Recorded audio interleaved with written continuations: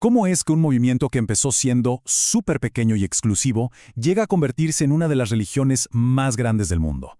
Bueno, no es algo que pase poco a poco. Muchas veces todo se reduce a un solo momento, un punto de quiebre que lo cambia absolutamente todo. Hoy vamos a desentrañar el momento exacto en que esas barreras cayeron y la puerta se abrió de par en par al resto del mundo. Y esa es la gran pregunta, ¿no? Al principio, el movimiento de Jesús se veía como algo propio de la cultura judía, con sus reglas, sus costumbres, que dejaban afuera a casi todo el mundo. Entonces, ¿qué fue lo que pasó? ¿Cómo se rompió ese molde para crear algo totalmente nuevo, algo universal? A ver, para de verdad entender lo gigante que fue este cambio, primero tenemos que imaginarnos el mulo que existía. Por un lado estaban los judíos, el grupo original, con leyes clarísimas sobre qué comer, con quién juntarse, y por el otro lado estaban los gentiles, o sea, todo el resto de la humanidad. Se les consideraba comunes, hasta impuros. La sola idea de sentarse a comer con ellos, era impensable, una ofensa total. Bueno, ¿y cómo se rompió ese muro? La primera grieta, curiosamente, vino desde arriba, desde los mismos líderes en Jerusalén. Y todo empezó con una experiencia que desafió siglos y siglos de tradición. Aquí es donde explota todo. Pedro, uno de los líderes más importantes, vuelve a Jerusalén y no lo reciben precisamente con abrazos. Al contrario, le caen encima con una acusación muy seria. ¿Cómo que entraste a casa de gente no circuncidada y encima comiste con ellos? Había roto una regla fundamental y ahora le tocaba dar explicaciones. Y la defensa de Pedro, ojo, no es un debate complicado de teología. No. Es una historia. Les cuenta que, mientras estaba orando, tuvo una visión. Imagínense la escena. Un lienzo enorme que baja del cielo, lleno de animales que su religión le prohibía siquiera tocar. Y de repente una voz le da una orden increíble. Mata y come. Pedro, fiel a sus costumbres, se niega en redondo. Pero la orden se repite, 2 y hasta 3 veces. Y entonces la voz le dice la frase que lo cambia todo. Lo que Dios limpió, no lo llames tú común. Este es el momento clave. Porque la visión no se trataba realmente de comida, se trataba de personas. Estaba echando abajo la barrera entre puro e impuro que había definido a su pueblo por generaciones. Pero esperen, que la historia de Pedro no termina ahí. Él llega con pruebas, con testigos. Les cuenta que justo al terminar la visión tocaron a su puerta 3 hombres, gentiles, y que sintió que debía ir con ellos sin hacer preguntas. Y para que no quedara ni la menor duda, se llevó a 6 testigos judíos con él. ¿Y qué pasó? Que el Espíritu Santo se manifestó en los gentiles, exactamente igual que como lo había hecho con ellos al principio. Con todo esto sobre la mesa, ¿qué podían decir? El relato de Pedro era irrefutable. Los líderes en Jerusalén, después de un silencio, solo pudieron glorificar a Dios. Y la conclusión a la que llegan es, bueno, es una bomba. Oficializan el cambio. Dios mismo les había abierto la puerta a los no judíos. Esta fue la revolución desde arriba.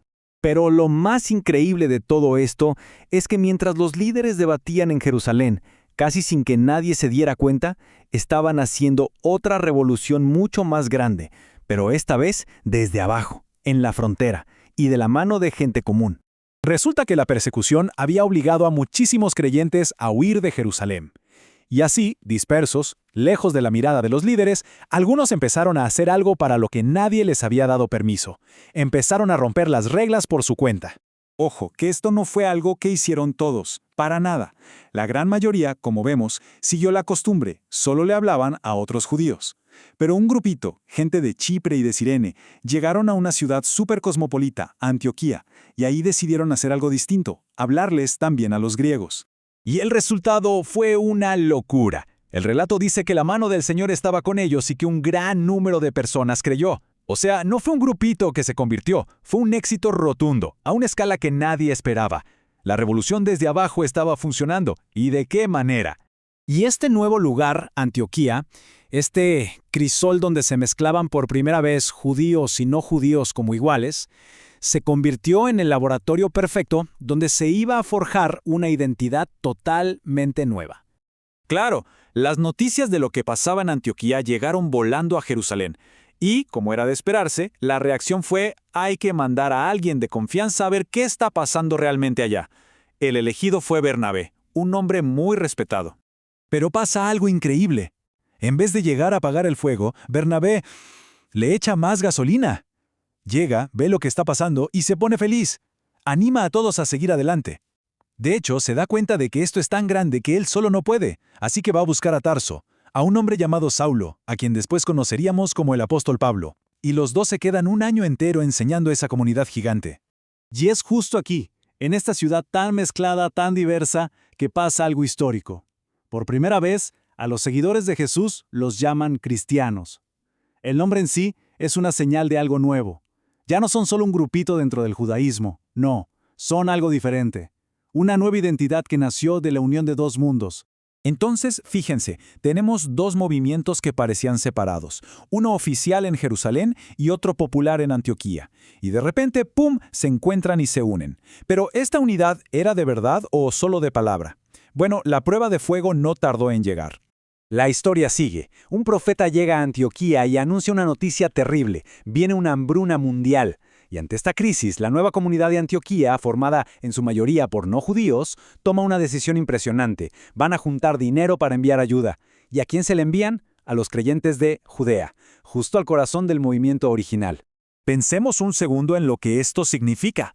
Es darle la vuelta por completo a la tortilla. Los que antes eran los de afuera, los impuros, ahora son los que ayudan, los que sostienen económicamente a la iglesia madre en Judea. Es algo revolucionario. Así que este gesto, miren, no fue solo una donación, fue mucho más que eso. Fue la prueba de carne y hueso de que ese muro, del que hablamos al principio, se había derrumbado por completo. Demostró que ya no eran dos grupos, sino una sola familia, un solo cuerpo, que se cuidaban en los momentos más difíciles. Y así, lo que empezó con una visión medio extraña sobre animales puros e impuros, terminó en un acto de solidaridad que borró fronteras culturales y religiosas, y nos deja pensando en algo que resuena muchísimo hoy, ¿no? En un mundo que a menudo parece tan pero tan dividido, ¿qué significa de verdad construir un puente? Y no solo quedarse en las palabras.